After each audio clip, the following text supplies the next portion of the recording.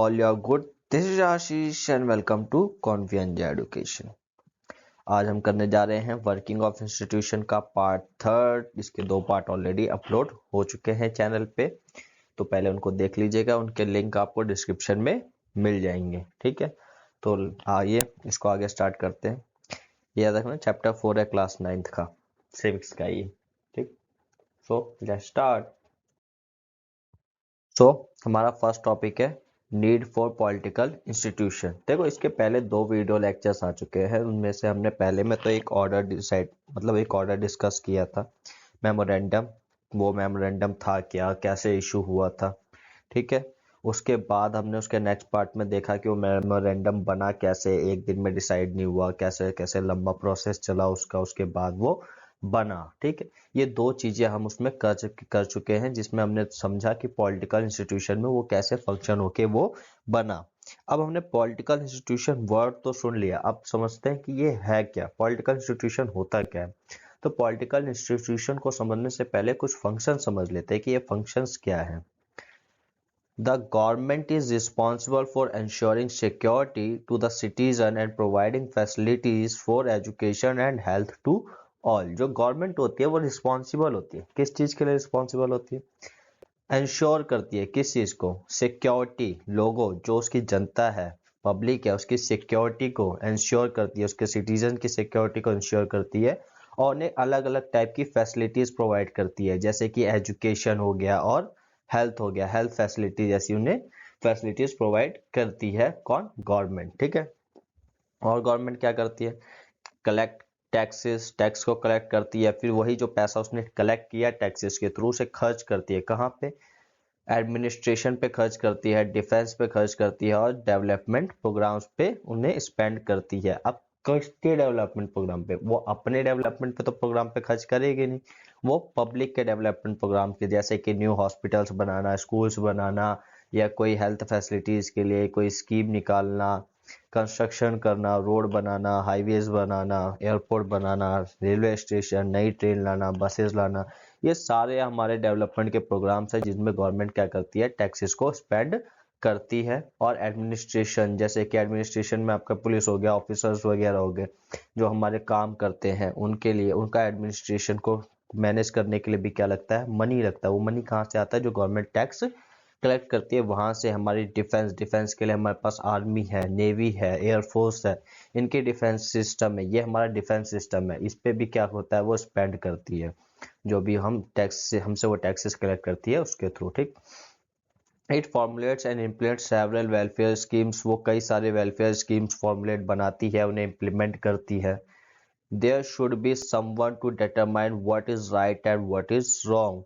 अब ऐसा कोई होना भी चाहिए जो ये डिटरमाइन कर सके कि क्या चीज सही है, क्या चीज गलत है। गवर्नमेंट ने तो बोल दिया कि हाँ हम इस चीज पे पैसा खर्च कर रहे हैं, हम नई ट्रेन लेके आएंगे जिस चीज पे हम पैसा खर्च कर रहे हैं, हम नया स्कूल बनाएंगे। अब उसकी नीड है भी नहीं है, वो सही डिसीजन है, गलत डिसीजन है, उसकी जरूरत होनी चाहिए, नहीं होनी चाहिए, तो इन सारी चीजों को डिटरमाइन करना कि ये चीजें सही हैं गलत हैं, उसके लिए भी कोई एक पावर होनी चाहिए, एक अथॉरिटी होनी चाहिए, एक बंदा या एक इंस्टीट्यूशन होना चाहिए।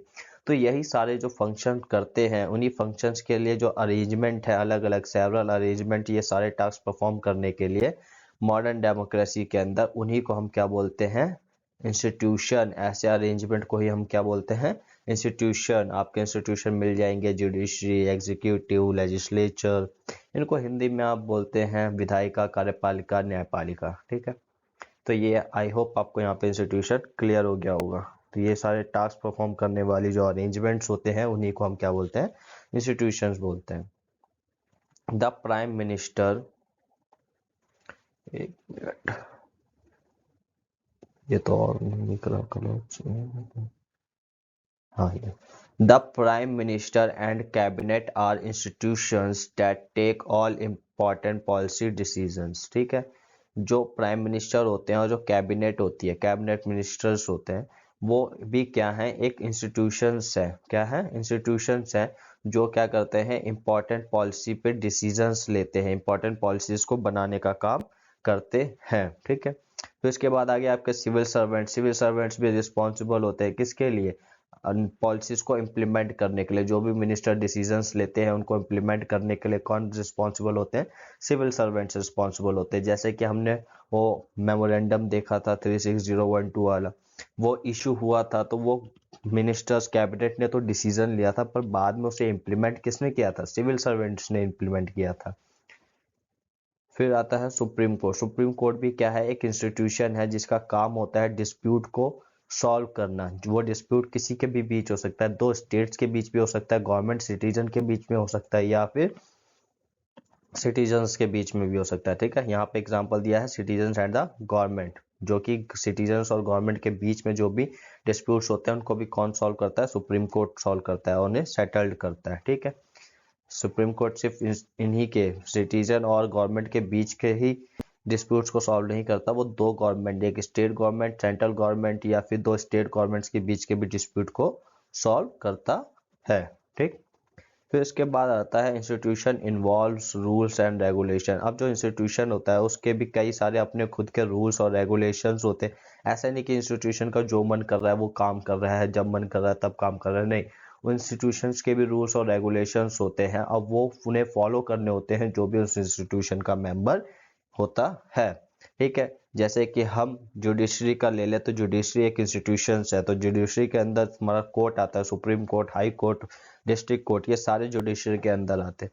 तो उनके जो जजेस हैं, जो लॉयर्स हैं, उन्हें एक रूल्स और रेगुलेशंस फॉलो करने पड़ते हैं, उसी के अकॉर्डिंग ही वो चलते हैं। अब ऐसा नहीं कि कोई केस आया किसी जज के सामने और उसने पर्सनली जो भी चाहे वो सजा दे दी, कि यानी कि किसी ने चोरी करी है तो उसको मर्डर के मतलब फांसी की सजा दे दी, नहीं, ऐसा जज नहीं कर सकता। जज अपनी पर्सनल थिंकिंग उस पर ओवरलोड नहीं कर सकता। जज को रूल्स और रेगुलेशंस के अकॉर्डिंग ही चलना पड़ेगा।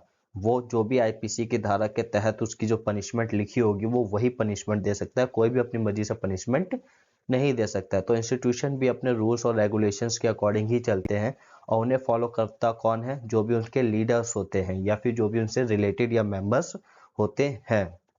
ठीक है, रूल्स और रेगुलेशंस ही लीडर्स के हैंड क्या करते हैं? बाइंड करके रखते हैं, बांध देते हैं। अब ऐसा नहीं प्राइम मिनिस्टर जो चाहे वो कर ले, नहीं, उसको भी रूल्स और रेगुलेशंस के अकॉर्डिंग ही चलना पड़ता है। वो उनकी पावर भी लिमिटेड है, उनका भी पावर को कंट्रोल किया जाता है रूल्स और रेगुलेशन के थ्रू। फिर उसके बाद है institutions involve meetings, committees and routines, this often lead to delay and complications. अब देखो इंस्टीट्यूशंस जो होते हैं वो कई सारी उसमें इन्वॉल्वमेंट होती है, जैसे कि मीटिंग हो गई, कमेटीज हो गए, रूटीन्स हो गए। अब कोई भी फैसला लेना है, ऐसा नहीं कि इंस्टीट्यूशन में कोई एक बंदा ले लेगा, जैसे प्रधानमंत्री है वही कोई भी डिसीजन चाहे वो ले ले, नहीं, ऐसा नहीं हो सकता। उसे भी क्या करना होगा? मीटिंग बुलानी पड़ेगी, मीटिंग में उसका डिस्कशन होगा, फिर डिस्कशन के बाद जो मेजोरिटी कहेगी वो डिसीजन लिया जाएगा, वही होगा। ठीक है, तो वैसे ही मीटिंग्स होती हैं, कमेटी बनती है, कमेटी अपनी रिपोर्ट पेश करती है किसी भी मुद्दे पर। रूटीन होते हैं कि कब कब कमेटी बैठेगी या कब कब मीटिंग्स वगैरह बैठेंगी, इनके रूटीन्स के थ्रू काम करना होता है। तो इंस्टीट्यूशंस में ये सारी चीज़ें होती हैं, जिसकी वजह से कई बार हमें डिसीजन लेने में डिले हो जाता है या फिर कई बार कॉम्प्लिकेशंस हो जाती हैं। ठीक है, देखते हैं अब आगे।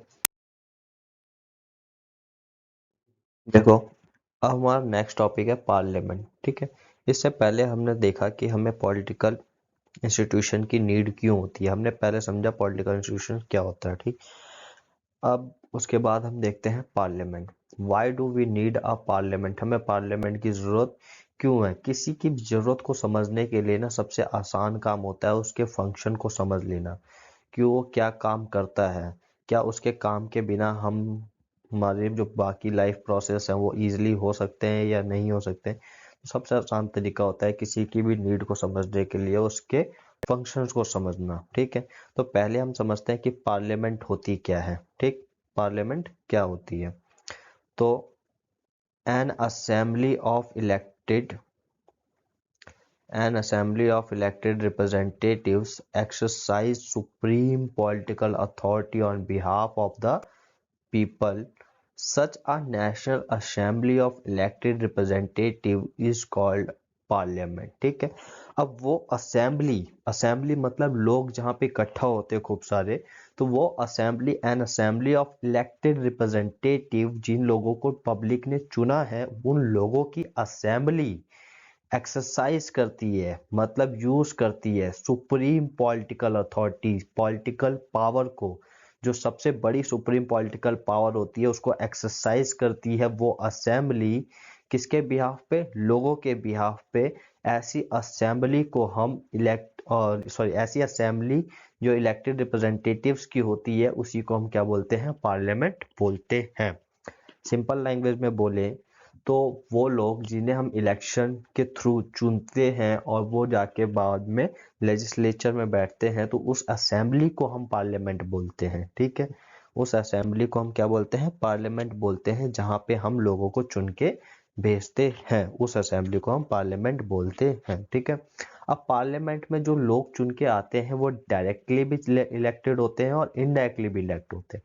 डायरेक्टली भी इलेक्ट होते हैं और इनडायरेक्टली भी इलेक्ट होते हैं। अब डायरेक्ट और इनडायरेक्ट इलेक्शन क्या होते हैं वो हम इलेक्शन वाले पार्ट में देखेंगे। ठीक है, इलेक्शन वाले चैप्टर में। ठीक, नेक्स्ट पॉइंट है at the state level this is called legislature और लेजिस्लेटिव असेंबली। स्टेट के लेवल पे इसी असेंबली को, नेशनल असेंबली को हम स्टेट लेवल पे क्या बोलते हैं? लेजिस्लेचर या फिर लेजिस्लेटिव असेंबली बोलते हैं। ठीक, parliament exercise political authority. Parliament जो होती है वो पॉलिटिकल अथॉरिटी को एक्सरसाइज करती है, यूज करती है। कैसे यूज करती है चलो वो देखते हैं। Parliament is the final authority for making laws in any country. जो पार्लियामेंट होती है उसी के पास आखिरी ये पावर होती है, फाइनल अथॉरिटी होती है किसकी? लॉ बनाने के लिए, कानून बनाने के लिए जो अथॉरिटी होती है वो किसके पास होती है? पार्लियामेंट के पास होती है। This task of law making or legislation is so crucial that these assemblies are called legislature। तो लॉ बनाने की ये जो पावर है उसी को, वो बहुत ही ज़्यादा इंपॉर्टेंट होती है, क्रूशियल होती है, तो इसी असेंबली को हम इसी वजह से लेजिस्लेचर भी बोलते हैं। ठीक, parliament exercise some control over those who run the government. Parliament उन लोगों पे भी कंट्रोल करती है जो गवर्नमेंट चलाते हैं।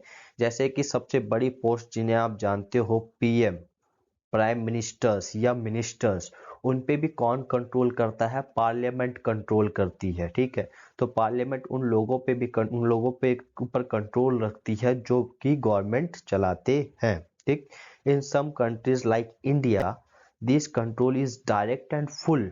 तो जो पार्लियामेंट का कंट्रोल होता है वो डायरेक्ट होता है, एक तो वो डायरेक्टली कंट्रोल करती है, पूरी तरीके से फुल कंट्रोल करती है। अगर गवर्नमेंट कुछ पैसा खर्च कर रही है, इन्वेस्टमेंट कर रही है या कुछ भी पैसा खर्च कर रही है तो उसे पार्लियामेंट में जवाब देना होता है कि क्यों खर्च कर रही है, कितना खर्च कर रही है, किस वजह से खर्च कर रही है, उसने पॉलिसी बनाई क्यों बनाई, किस वजह से बनाई, किसके लिए बनाई। इन सारे सवालों के उसे जवाब देने पड़ते हैं और पार्लियामेंट में जवाब देने पड़ते हैं। पार्लियामेंट कंट्रोल रखती है पूरी तरीके से और उनके डिसीजंस को भी अफेक्ट करती है पार्लियामेंट। ठीक है, parliament control all the money that government haves. तो गवर्नमेंट्स के पास जितना भी पैसा होता है उस सब पे पार्लियामेंट कंट्रोल करती है। In most country the public money can be spend only when parliament sanction it. कुछ कंट्रीज में तो ऐसा है कि गवर्नमेंट पैसा सिर्फ तभी खर्च कर सकती है जब पार्लियामेंट से उसके एप्लीकेशन सैंक्शन हो जाए। उसे दिखाना पड़ता है कि उसे इतना पैसे की नीड है, यहाँ पे खर्च करना है, तो वो जब दिखाती है तो पार्लियामेंट उसे सैंक्शन करती है कि हाँ ये चीज़ ठीक है, उसे अप्रूव किया जाए। और अगर नहीं अप्रूव करती है तो उसे पैसे नहीं मिलते। तो कुछ कंट्री में तो यहाँ तक का भी कंट्रोल है। ठीक है, parliament is the highest forum of discussion and debate on public issue. जो पार्लियामेंट है वो सबसे हाईएस्ट, बड़ा फॉर्म है, बड़ी प्लेस है, बड़ा मंच है जहाँ पे डिस्कशन होता है और डिबेट होती है पब्लिक इश्यूज पे, लोगों के मुद्दों पे, और नेशनल पॉलिसी जो बनाई जाती है उस पे भी डिबेट और डिस्कशन का होता है, पार्लियामेंट में होता है इन एनी कंट्री, किसी भी कंट्री में। ठीक है, parliament can seek information about any matter. Parliament किसी भी मैटर के बारे में इंफॉर्मेशन ले सकती है, सवाल पूछ सकती है गवर्नमेंट से पार्लियामेंट के अंदर। ठीक है, पार्लियामेंट को बिल्डिंग नहीं पूछेगी आके किसी से कोई सवाल। पार्लियामेंट के जो मेंबर हैं जिन्हें हम एमपी बोलते हैं, क्या बोलते हैं? एमपी। हम एमपी को इलेक्ट करते हैं ना, एमपी की फुल फॉर्म क्या होती है? Member of parliament. तो यही जो मेंबर होते हैं पार्लियामेंट के वो सवाल करते हैं, बिल्डिंग सवाल नहीं करेगी। ठीक है, मेंबर सवाल करेंगे उसके।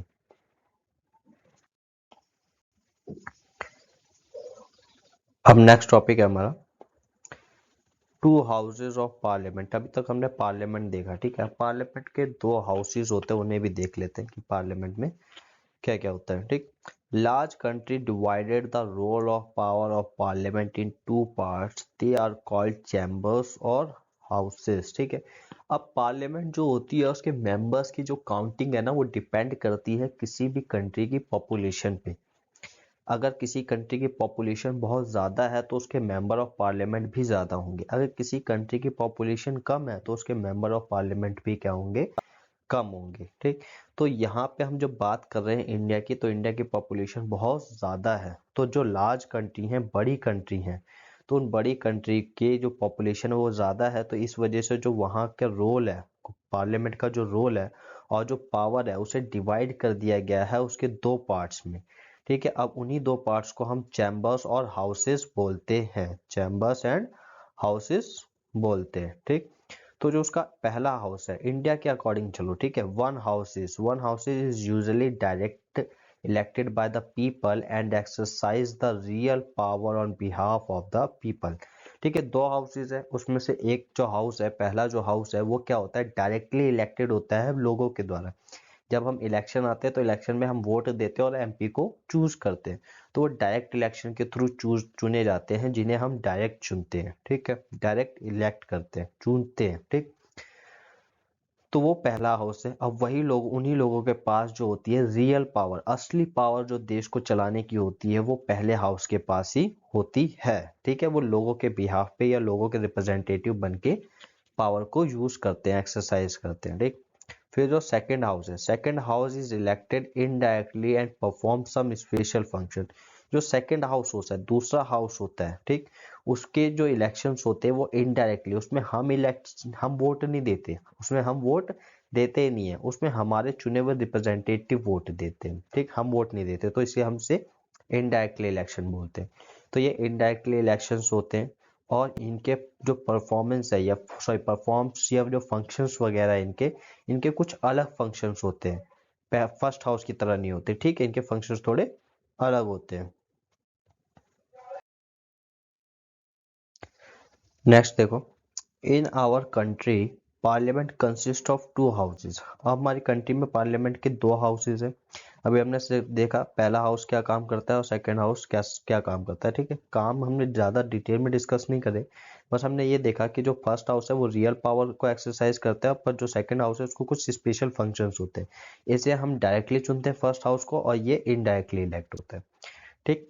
अब देखो हमारे यहाँ की जो पार्लियामेंट है उसके दो हाउसेस है। पहला है काउंसिल ऑफ स्टेट्स, ठीक है, काउंसिल ऑफ स्टेट्स, जिसे हम राज्यसभा या फिर अपर चैम्बर भी बोलते हैं, इसके नाम है ये, और राज्यसभा या फिर अपर चैम्बर बोलते हैं, ठीक। जो दूसरा हाउस है, the houses the houses of people, ठीक है, द हाउसेस ऑफ पीपल, इसे हम लोकसभा या फिर लोअर चैम्बर बोलते हैं। अब यहाँ पे देखना कि ये जो हमने फर्स्ट हाउस की बात करी थी वो इम्प्लीमेंट होता है इस पे, ठीक है, द हाउस ऑफ पीपल पे।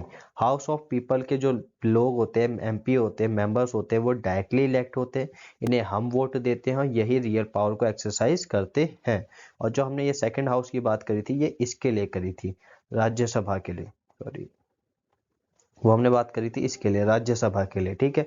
काउंसिल ऑफ स्टेट्स के लिए ये इनके जो मेंबर होते हैं वो इनडायरेक्टली इलेक्ट होते हैं, और ये कुछ स्पेशल फंक्शंस के लिए स्पेशल फंक्शंस ही करते हैं, या इनके पास कुछ स्पेशल पावर्स ही होती है, ठीक है। फिर ठीक, the president of India is a part of parliament. जो प्रेसिडेंट ऑफ इंडिया है वो क्या है, पार्ट है किसका, पार्लियामेंट का।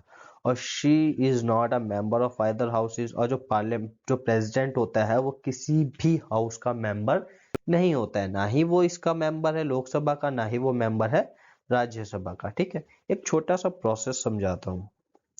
एक होता है लोकसभा, फिर होता है राज्यसभा, ठीक है, फिर उसके बाद होते हैं हमारे प्रेसिडेंट। अब कोई भी जब लॉ बनता है तो उसका छोटा सा प्रोसीजर याद रखो। वो सबसे पहले आएगा लोकसभा में, ठीक है, लोकसभा पास करेगी, राज्यसभा पास करेगी, फिर उसके बाद प्रेसिडेंट के साइन होंगे, देन वो जाके क्या बन जाएगा, लॉ बन जाएगा, ठीक है। तो ये तीनों ही जो हैं ये पार्लियामेंट के ही हिस्से हैं, ठीक है। ये पार्लियामेंट के दो हाउसेस हैं, और ये जो प्रेसिडेंट है ये भी पार्लियामेंट का पार्ट है, बट ही और she is not a member of Rajya Sabha और ना ही लोकसभा, ये किसी के भी मेंबर नहीं होते हैं। ठीक है, लोकसभा में आज के टाइम पे 543 सीट्स वगैरह हैं, 543 सीट्स है जिसके लिए इलेक्शंस होते हैं। ठीक है, जिनके लिए हम डायरेक्टली वोट देते हैं। ठीक, राज्यसभा के लिए आज के टाइम पे 238 अप्रोक्सीमेट सीट्स है जिनके लिए हम वोट नहीं देते हैं, क्योंकि ये इनडायरेक्टली इलेक्शन होते हैं। ठीक है, तो इसमें हम वोट नहीं देते हैं।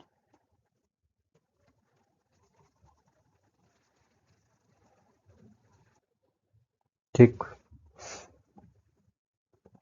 हम्म। सो देखते हैं अब नेक्स्ट टॉपिक। तो नेक्स्ट टॉपिक है हमारा पावर। ठीक है, पावर से पहले हम एक चीज समझते हैं।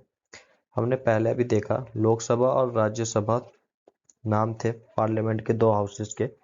तो एक चीज आपने नोटिस करी होगी कि लोकसभा जो है उसके साथ एक नाम और जुड़ा था लोअर चैम्बर, और राज्यसभा के साथ जुड़ा था क्या, अपर चैम्बर। ठीक है, तो अपर चैम्बर का मतलब ये नहीं कि राज्यसभा जो है वो ज्यादा पावरफुल है और लोकसभा जो है वो कम पावरफुल है, ऐसा बिल्कुल भी नहीं है। ठीक है, जबकि हम कंपैरिजन करें तो लोकसभा ज्यादा पावरफुल है कंपैरिजन टू राज्यसभा। ठीक, अब कैसे पावरफुल है, तो चलिए इसकी पावर्स को हम समझते हैं, लोकसभा की भी पावर को और राज्यसभा की भी पावर को।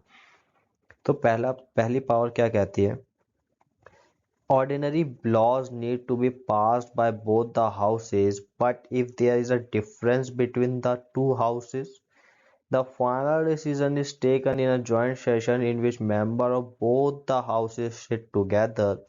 Because of the large number of members, the view of the Lok Sabha is likely to prevail in such a meeting. ठीक है, तो जो ऑर्डिनरी लॉ जो बनता है, कोई भी जो लॉ बनता है, अभी हमने देखा था कैसा बनता है, लोकसभा से पास हुआ, राज्यसभा से पास हुआ, प्रेसिडेंट ने साइन किया और वो क्या बन गया, लॉ बन गया। ठीक है, अब हम इसमें पावर में देखते हैं कि जो ऑर्डिनरी लॉ होता है, ठीक, अगर वो लोकसभा पास कर दे और राज्यसभा पास ना करे तो क्या होगा, लोकसभा ने पास कर दिया, राज्यसभा ने पास नहीं किया, तो इन दोनों को क्या किया जाएगा, ज्वाइंटली इनके सेशन होंगे, जॉइंट सेशन होगा, इन दोनों ही के ही मेंबर्स को साथ में बैठाया जाएगा और डिस्कशन होगा।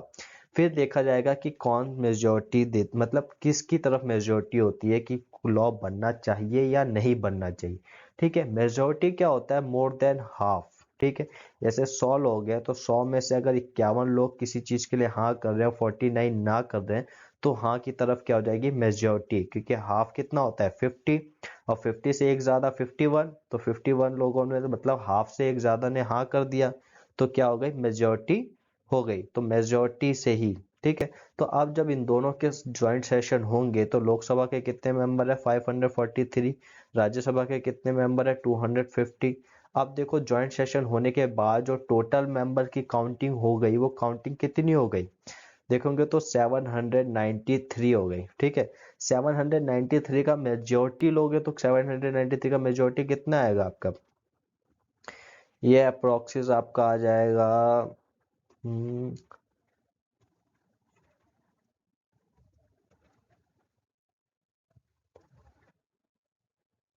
397, 397 समथिंग आएगा मेजोरिटी के लिए। ठीक है, अब 397 मेजोरिटी चाहिए। अब देखोगे तो जॉइंट सेशन में सिर्फ लोकसभा के पास ही कितने 543 मेंबर्स है, और मेजोरिटी के लिए कितने चाहिए 397 मेंबर्स की ही नीड है बस। तो वो तो लोकसभा ऑलरेडी पास ही कर देगी ना, लोकसभा ने तो हाँ ही कर रखा था पहले से ही, तो मेजोरिटी तो ये यहीं से जीत जाएगा, और यहीं से लोकसभा की पावर जी क्या हो गई, मेजोरिटी में है ये, तो क्या हुआ, लोकसभा यहाँ पे जीत जाएगी और जो वो है वो लॉ बन जाएगा। ठीक है, आई होप क्लियर हो गया हो ये। आइए अब नेक्स्ट पावर देखते हैं।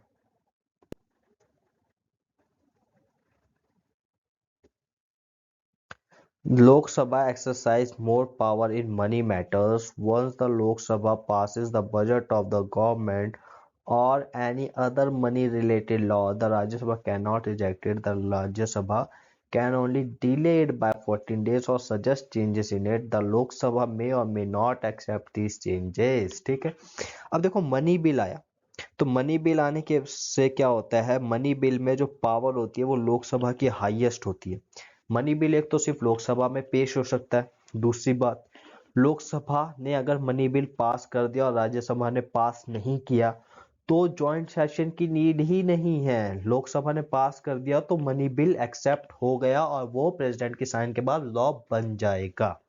राज्यसभा की कोई नीड नहीं है इस चीज में, राज्यसभा से कोई मैटर नहीं है, राज्यसभा उसे रिजेक्ट भी नहीं कर सकती। ठीक है, राज्यसभा उसको होल्ड जरूर कर सकती है, वो होल्ड भी सिर्फ कितने दिन के लिए कर सकती है, 14 डेज के लिए होल्ड कर सकती है। उसके बाद वो ऑटोमेटिक वो बिल लोकसभा में चला जाएगा और लोकसभा को वो सिर्फ सजेशन दे सकते हैं, राज्यसभा सजेशन दे सकते हैं कि इसमें ये चेंजेस होने चाहिए। चेंजेस को एक्सेप्ट करना, इग्नोर करना, मानना ना मानना, ये सब किसके हाथ में है, लोकसभा के हाथ में। ठीक है, अगर इसने माना तो ठीक, नहीं माना तो वो लॉ बन जाएगा। ठीक है, यहां तक समझ में आ गई होगी, दो पावर समझ में आ गई। अब हम थर्ड पावर देखते हैं क्या कहती है। Most importantly the Lok Sabha control the council of minister. Only a person who enjoys the support of majority of the members in the Lok Sabha is appointed the Prime Minister. If the majority of the Lok Sabha members say they have no confidence in the Council of Ministers, all ministers including the Prime Minister have to quit. The Rajya Sabha does not have this power. तो ये power क्या कहती है कि जो council of minister होते हैं, मतलब मिनिस्टर्स की जो कई सारे जो मिनिस्टर्स एक साथ बैठते हैं तो उनसे बोलते हैं काउंसिल, या राजा महाराजाओं के टाइम के अकॉर्डिंग चलोगे तो मंत्रिमंडल। ठीक है, जब वहां पे खूब सारे मंत्री होते थे जो राजा को सजेशन देते थे, वैसे यहाँ का राजा कौन है, प्राइम मिनिस्टर है इस टाइम पे। और प्राइम मिनिस्टर को कौन सॉरी सुझाव दे रहा है, तो सुझाव कौन दे रहा है, काउंसिल ऑफ मिनिस्टर सुझाव दे रहे हैं। ठीक है, तो काउंसिल ऑफ मिनिस्टर और प्राइम मिनिस्टर पे मैंने बताया था कि पार्लियामेंट क्या करती है, कंट्रोल करके रखती है। तो पार्लियामेंट इन पे कंट्रोल तो करती है, तो कंट्रोल सिर्फ पूरी पार्लियामेंट नहीं करती। पार्लियामेंट के दो हाउसेज है, लोकसभा और राज्यसभा। तो इन पे कंट्रोल कौन करती है, लोकसभा करती है कंट्रोल, राज्यसभा नहीं कर सकती। पार्लियामेंट काउंसिल ऑफ मिनिस्टर्स पे कंट्रोल। अगर प्राइम मिनिस्टर या मिनिस्टर्स को कुछ काम करना है, कुछ फंक्शन है, उनके मनी रिलेटेड कोई भी केस है, तो उस पे जो भी क्वेश्चनिंग करनी है या आंसर्स उनको करने हैं तो वो सिर्फ लोकसभा में क्वेश्चन आंसर करेंगे, राज्यसभा में क्वेश्चन आंसर नहीं करेंगे। और अगर लोकसभा ने क्या कर दिया, लोकसभा ने मेजोरिटी से रिजेक्ट कर दिया कि ये इस काउंसिल पे या इस मिनिस्टर पे, इस प्राइम मिनिस्टर पे हमें कॉन्फिडेंस नहीं है, अब हम नहीं चाहते कि ये मिनिस्टर बने रहे या प्राइम मिनिस्टर बने रहें, हम और इन प्राइम मिनिस्टर को आगे नहीं देखना चाहते, ये गलत काम कर रहे हैं या प्रॉपर अपना फंक्शन नहीं कर रहे हैं, तो लोकसभा में मेजोरिटी से नो कॉन्फिडेंस पास होने पर प्राइम मिनिस्टर अपनी सीट खो देंगे और प्राइम मिनिस्टर के साथ साथ सारे मिनिस्टर्स भी अपनी सीट खो देंगे।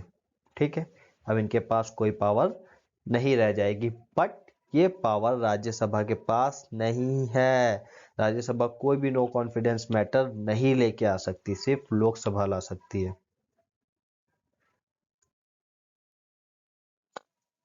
सो आई होप आपको सारी चीजें समझ में आ गई हो। यहाँ पे हम पार्लियामेंट को कंक्लूड करते हैं, फिनिश करते हैं। पार्लियामेंट का टॉपिक यहीं पे क्या हुआ है, फिनिश हो गया है। उसके बाद अब हम एग्जीक्यूटिव देखेंगे नेक्स्ट पार्ट में। अगर आपको वीडियो अच्छी लगी हो तो लाइक करें, चैनल को सब्सक्राइब करें और जुड़े रहें हमसे ऐसे ही और भी वीडियोस के लिए।